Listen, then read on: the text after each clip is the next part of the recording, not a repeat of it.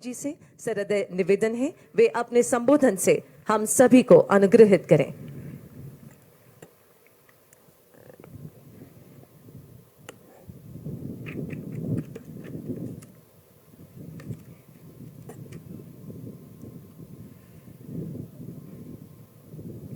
देश के विभिन्न कोनों से यहां केवड़िया इस एकता नगर में आए पुलिस बल के साथी, एनसीसी के नौजवान,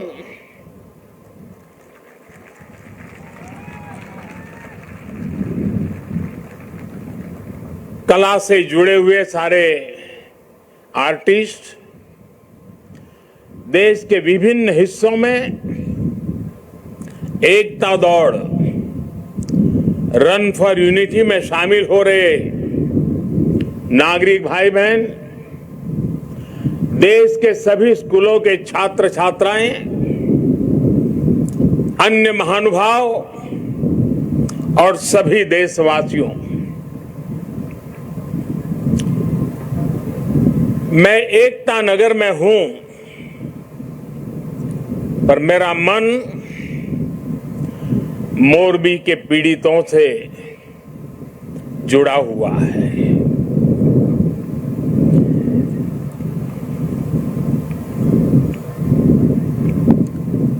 शायद ही जीवन में बहुत कम ऐसी पीड़ा मैंने अनुभव की होगी। एक तरफ दर्द से भरा पीड़ित दिल है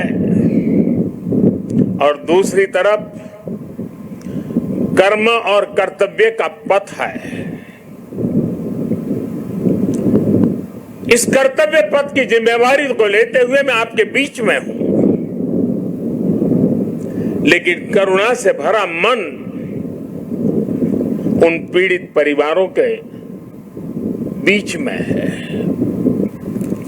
हादसे में जिन लोगों को अपना जीवन गंवाना पड़ा है, मैं उनके परिवारों के प्रति अपनी संवेदना व्यक्त करता हूं। दुख की इस घड़ी में सरकार हर तरह से पीड़ित परिवारों के साथ है। गुजरात सरकार पूरी शक्ति से कल शाम से ही राहत और बचाव कार्यों में जुटी हुई है। केंद्र सरकार की तरफ से भी राज्य सरकार को पूरी मदद दी जा रही है। बचाव कार्य में एनडीआरएफ की टीमों को लगाया गया है। सेना और वायुसेना भी राहत के काम में जुटी हुई है। जिन लोगों का अस्पताल में इलाज चल रहा है, वहां भी पूरी मुस्तैदी बरती जा रही है। लोगों की दिक्कतें कम से कम हो, इसे प्राथमिकता दी जा रही है। हादसे की खबर मिलने के बाद ही गुजरात के मुख्यमंत्री श्रीमान भूपेंद्र भाई रात को ही मोरबी पहुंच गए थे। कल से ही वो राहत और बचाव के कार्यों की कमान संभाले हुए हैं। राज्य सरकार की तरफ से इस हादसे की जांच के लिए एक कमेटी भी बना दी गई है। मैं देश के लोगों को आश्वस्त करता हूं कि राहत और बचाव के कार्यों में कोई कमी नहीं आने दी जाएगी। आज राष्ट्रीय एकता दिवस का यह अवसर भी हमें एकजुट होकर इस मुश्किल घड़ी का सामना करने, कर्तव्य पथ पर बने रहने की प्रेरणा दे रहा है। कठिन से कठिन परिस्थितियों में सरदार पटेल का धैर्य, उनकी तत्परता से सीख लेते हुए हम काम करते रहे, आगे भी करते रहे। साथियों, वर्ष 2022 में राष्ट्रीय एकता दिवस का बहुत विशेष अवसर के रूप में मैं इसे देख रहा हूं। ये वो वर्ष है जब हमने अपनी आजादी के 75 वर्ष पूरे किए हैं। हम नए संकल्पों के साथ आगे बढ़ रहे हैं। आज एकता नगर में ये जो परेड हुई है हमें इस बात का एहसास भी दिला रही है कि जब सब एक साथ चलते हैं, एक साथ आगे बढ़ते हैं तो असंभव को भी संभव बनाया जा सकता है। आज यहां देश भर से आए हुए कुछ कलाकार सांस्कृतिक कार्यक्रम भी करने वाले थे,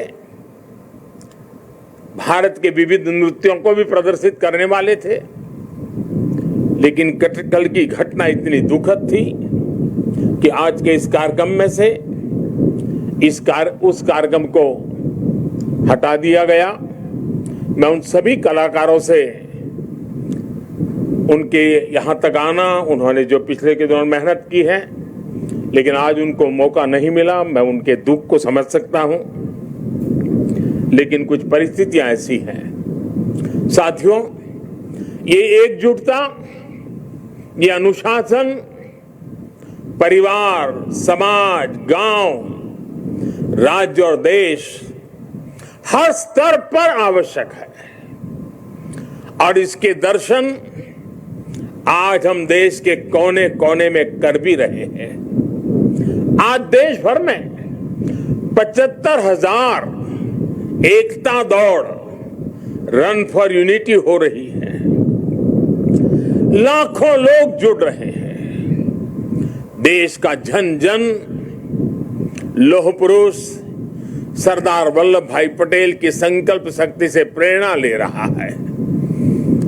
आज देश का जन जन अमृत काल के पंच प्राणों को जागृत करने के लिए, राष्ट्र की एकता और अखंडता के लिए संकल्प ले रहा है।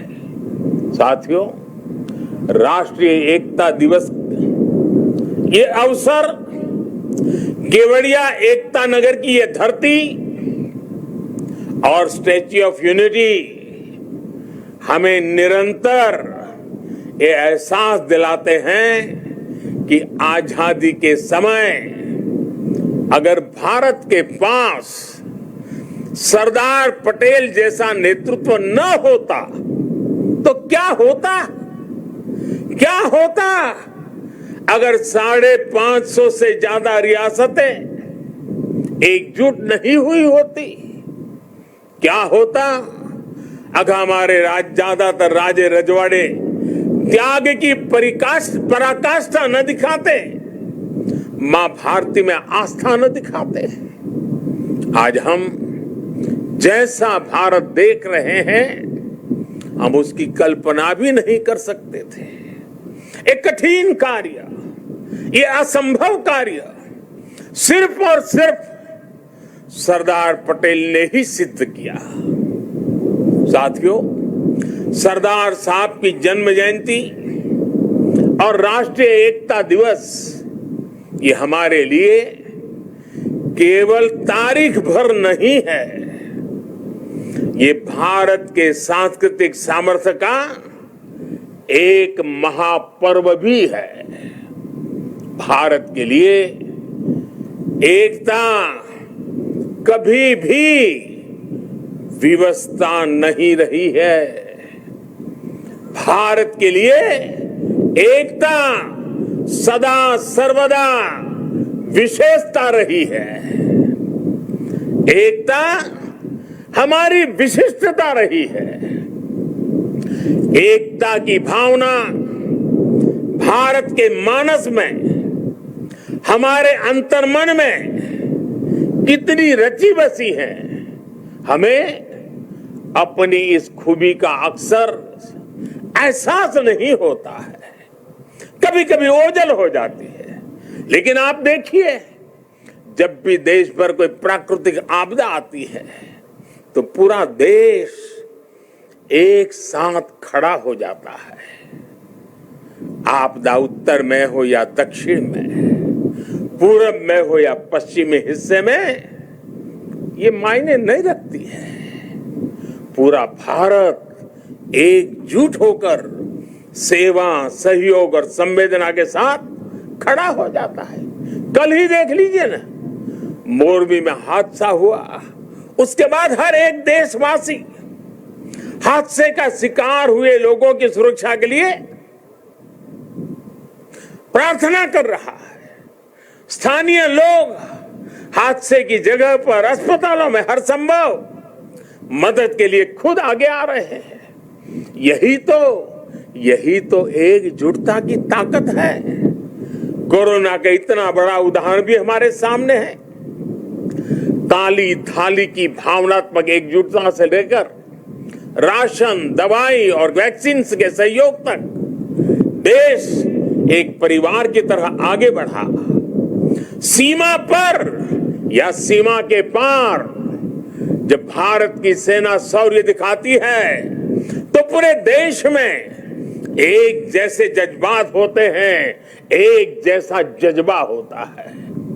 जब ओलंपिक्स में भारत के युवा तिरंगे की शान बढ़ाते हैं तो पूरे देश में एक जैसा जश्न मनता है। जब देश क्रिकेट का मैच जीतता है तो देश में एक जैसा जुनून होता है। हमारे जश्न के सांस्कृतिक तौर तरीके अलग अलग होते हैं, लेकिन भावना एक जैसी ही होती है। देश की ये एकता, ये एकजुटता, एक दूसरे के लिए अपनापन, ये बताता है कि एक राष्ट्र के रूप में भारत की जड़ें कितनी गहरी है। और साथियों, भारत की यही एकता हमारे दुश्मनों को खटकती है। आज से नहीं बल्कि सैकड़ों वर्षों पहले गुलामी के लंबे कालखंड में भी भारत की एकता हमारे दुश्मनों को चूपती रही है। इसलिए गुलामी के सैकड़ों वर्षों में हमारे देश में जितने भी विदेशी आक्रांता आए, उन्होंने भारत में विभेद पैदा करने के लिए हर मुमकिन कोशिश की। उन्होंने भारत को बांटने के लिए, भारत को तोड़ने के लिए सब कुछ किया। हम फिर भी उसका मुकाबला कर सके क्योंकि एकता का अमृत हमारे भीतर जीवंत धारा के रूप में बह रहा था। लेकिन वो कालखंड लंबा था। जो जहर उस दौर में घोला गया, उसका नुकसान देश आज भी भुगत रहा है। इसलिए ही हमने देखा और भारत के दुश्मनों को उसका फायदा उठाते भी देखा। इसलिए हमें आज बहुत सावधान भी रहना है। अतीत की तरह ही भारत के उत्कर्ष और उत्थान से परेशान होने वाली ताकतें आज भी मौजूद है। वो आज भी हमें तोड़ने की, हमें बांटने की हर कोशिश करती है। हमें जातियों के नाम पर लड़ाने के लिए तरह तरह के नैरेटिव गढ़े जाते हैं। प्रांतों के नाम पर हमें बांटने की कोशिश होती है। कभी एक भारतीय भाषा को दूसरी भारतीय भाषा का दुश्मन बनाने के लिए कैंपेन चलाए जाते हैं। इतिहास को भी इस तरह पेश किया जाता है ताकि देश के लोग जुड़े नहीं बल्कि एक दूसरे से दूर हो। और भाइयों बहनों, इसे एक और बात हमारे लिए ध्यान रखनी आवश्यक है। ये जरूरी नहीं है कि देश को कमजोर करने वाली ताकत हमेशा हमारे खुले दुश्मन के रूप में ही आए। कई बार ये ताकत गुलामी की मानसिकता के रूप में हमारे भीतर घर कर जाती है। कई बार ये ताकत हमारे व्यक्तिगत स्वार्थों के जरिए सेंधमारी करती है। कई बार ये तुष्टीकरण के रूप में, कभी परिवारवाद के रूप में, कभी लालच और भ्रष्टाचार के रूप में दरवाजे तक दस्तक दे देती है, जो देश को बांटती और कमजोर करती है। लेकिन हमें उन्हें जवाब देना होगा। हमें जवाब देना होगा भारत मां के संतान के रूप में। हमें जवाब देना होगा एक हिंदुस्तानी के रूप में। हमें एकजुट रहना होगा, एक साथ रहना होगा। विभेद के जहर का जवाब हमें एकता के इसी अमृत से देना है। यही नए भारत की ताकत है। साथियों, आज राष्ट्रीय एकता दिवस पर मैं सरदार साहब द्वारा हमें सौंपे दायित्व को फिर दोहराना चाहता हूं। उन्होंने हमें ये जिम्मेदारी भी दी थी कि हम देश की एकता को मजबूत करें। एक राष्ट्र के तौर पर देश को मजबूत करें। ये एकता तब मजबूत होगी जब हर नागरिक एक जैसे कर्तव्य बोध से ये जिम्मेदारी संभालेगा। आज देश इसी कर्तव्य बोध से सबका साथ, सबका विकास, सबका विश्वास और सबका प्रयास, इस मंत्र को लेकर विकास के मार्ग पर आगे बढ़ रहा है। आज देश में हर कोने में, हर गांव में, हर वर्ग के लिए और हर व्यक्ति के लिए बिना भेदभाव के एक जैसी नीतियां पहुंच रही है।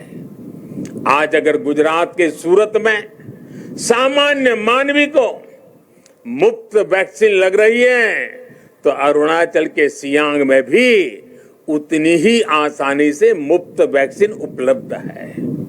आज अगर एम्स गोरखपुर में है, तो बिलासपुर, दरभंगा और गुवाहाटी और राजकोट समेत देश के दूसरे शहरों में भी है।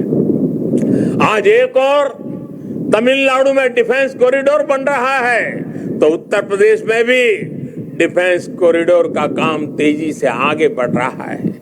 आज नॉर्थ ईस्ट की किसी रसोई में खाना बन रहा हो या तमिलनाडु की किसी सम्मियल अरई में खाना बन रहा हो, भाषा भले अलग हो, भोजन भले अलग हो, लेकिन माताओं बहनों को धुएं से मुक्ति दिलाने वाला उज्ज्वला सिलेंडर हर जगह है। हमारी जो भी नीतियां हैं, सबकी नियत एक ही है, आखिरी पायदान पर खड़े व्यक्ति तक पहुंचना, उसे विकास की मुख्य धारा से जोड़ना। साथियों, हमारे देश के करोड़ों लोगों ने दशकों तक अपनी मौलिक जरूरतों के लिए भी लंबा इंतजार किया है। बुनियादी सुविधाओं के बीच की खाई जितनी कम होगी, उतनी ही एकता भी मजबूत होगी। इसलिए आज देश में सैचुरेशन के सिद्धांत पर काम हो रहा है। लक्ष्य ये कि हर योजना का लाभ हर लाभार्थी तक पहुंचे। इसलिए आज housing for all, digital connectivity for all, clean cooking for all, electricity for all, ऐसे अनेक अभियान चलाए जा रहे हैं। आज 100% नागरिकों तक पहुंचने का ये मिशन केवल एक जैसी सुविधाओं का ही मिशन नहीं है। ये मिशन एकजुट लक्ष्य, एकजुट विकास और एकजुट प्रयास का भी मिशन है।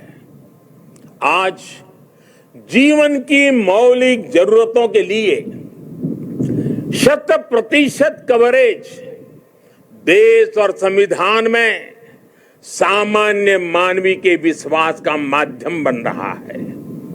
ये सामान्य मानवी के आत्मविश्वास का माध्यम बन रहा है। यही सरदार पटेल के भारत का विजन है, जिसमें हर भारतवासी के लिए समान अवसर होंगे, समानता की भावना होगी। आज देश उस विजन को साकार होते देख रहा है। साथियों, बीते 8 वर्षों में देश ने हर उस समाज को प्राथमिकता दी है जिसे दशकों तक था। इसलिए देश ने आदिवासी के गौरव को याद करने के लिए जनजातीय गौरव दिवस मनाने की परंपरा शुरू की। देश के कई राज्यों में आदिवासी स्वातंत्र संग्राम में उनकी भूमिका, उसको लेकर के म्यूजियम भी बनाए जा रहे हैं। कल मैं यहां मानगढ़ जाने वाला हूं, उसके बाद मैं जाबूगोड़ा भी जाऊंगा। मेरा देशवासियों से आग्रह है कि मानगढ़ धाम और जाबूगोड़ा के इतिहास को भी जरूर जाने। विदेशी आक्रांतों द्वारा किए गए कितने ही नरसंहारों का सामना करते हुए हमें आजादी मिली है। आज की युवा पीढ़ी को ये भी सब जानना बहुत आवश्यक है, तभी हम आजादी की कीमत भी समझ पाएंगे, एकजुटता की कीमत भी जान पाएंगे। साथियों, हमारे यहां कहा भी गया है, ऐक्यम बलम समाजस्य तद्भावे स दुर्बलः तस्मात् ऐक्यम प्रशंसन्ति दृढ़म राष्ट्र हितैषिण। अर्थात किसी भी समाज की ताकत उसकी एकता होती है। इसलिए मजबूत राष्ट्र के हितैषी एकता की इस भावना की प्रशंसा करते हैं, उसके लिए प्रयास करते हैं। इसलिए देश की एकता और एकजुटता हम सबका सामूहिक दायित्व है। ये एकता नगर भारत का एक ऐसा मॉडल शहर विकसित हो रहा है जो देश ही नहीं बल्कि पूरी दुनिया में अभूतपूर्व होगा। लोगों की एकता से, जन भागीदारी की शक्ति से विकसित होता एकता नगर आज भव्य भी हो रहा है और दिव्य भी हो रहा है। स्टैच्यू ऑफ यूनिटी के रूप में दुनिया की सबसे विशाल प्रतिमा की प्रेरणा हमारे बीच में है। भविष्य में एकता नगर भारत का एक ऐसा शहर बनने जा रहा है जो अभूतपूर्व भी होगा और विश्वसनीय भी होगा। जब देश में पर्यावरण की रक्षा के लिए किसी मॉडल शहर की बात होगी, एकता नगर का नाम आएगा। जब देश में बिजली बचाने के वाले एलईडी प्रकाशित किसी मॉडल शहर की बात होगी, सबसे पहले एकता नगर का नाम आएगा। जब देश में सोलर पावर से चलने वाले क्लीन ट्रांसपोर्ट सिस्टम की बात आएगी, तो सबसे पहले एकता नगर का नाम आएगा। जब देश में पशु पक्षियों के संरक्षण की बात होगी, विभिन्न प्रजातियों के जीव जंतुओं के संरक्षण की बात होगी, तो सबसे पहले एकता नगर का नाम आएगा। कल ही मुझे यहां मियावाकी फॉरेस्ट और मेज गार्डन का लोकार्पण करने का अवसर मिला है। यहां का एकता मॉल, एकता नर्सरी, विविधता में एकता को प्रदर्शित करने वाला विश्व वन, एकता फेरी, एकता रेलवे स्टेशन, ये सारे उपक्रम राष्ट्रीय एकता को मजबूत करने की प्रेरणा है।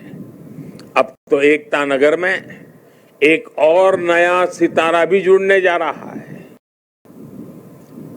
आज मैं इस बारे में भी आपको बताना चाहता हूं। और अभी जब हम सरदार साहब को सुन रहे थे, उन्होंने जिस भावना को व्यक्त किया, उस भावना को हम कर रहे हैं। आजादी के बाद देश की एकता में सरदार साहब ने जो भूमिका निभाई थी, उसमें बहुत बड़ा सहयोग देश के राजा रजवाड़ों ने भी किया था।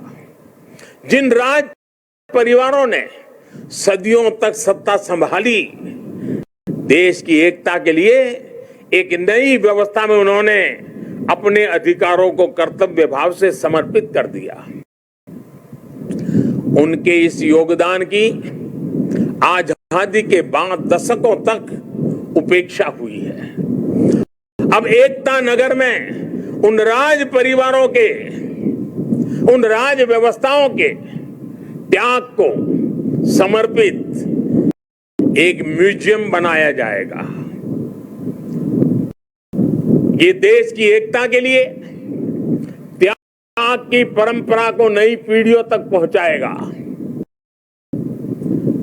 और मैं गुजरात सरकार का भी आभारी हूं कि उन्होंने इस दिशा में काफी ग्राउंड वर्क पूरा किया है।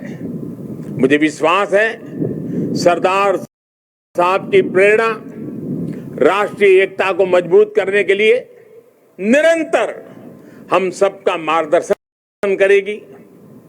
हम सब मिलकर सशक्त भारत का सपना पूरा करेंगे। इसी विश्वास के साथ मैं आप सबसे आग्रह करूंगा, मैं जब कहूंगा सरदार पटेल, आप 2 बार बोलेंगे, अमर रहे, अमर रहे। सरदार पटेल, सरदार पटेल, सरदार पटेल। भारत माता की, भारत माता की, भारत माता की। बहुत बहुत धन्यवाद।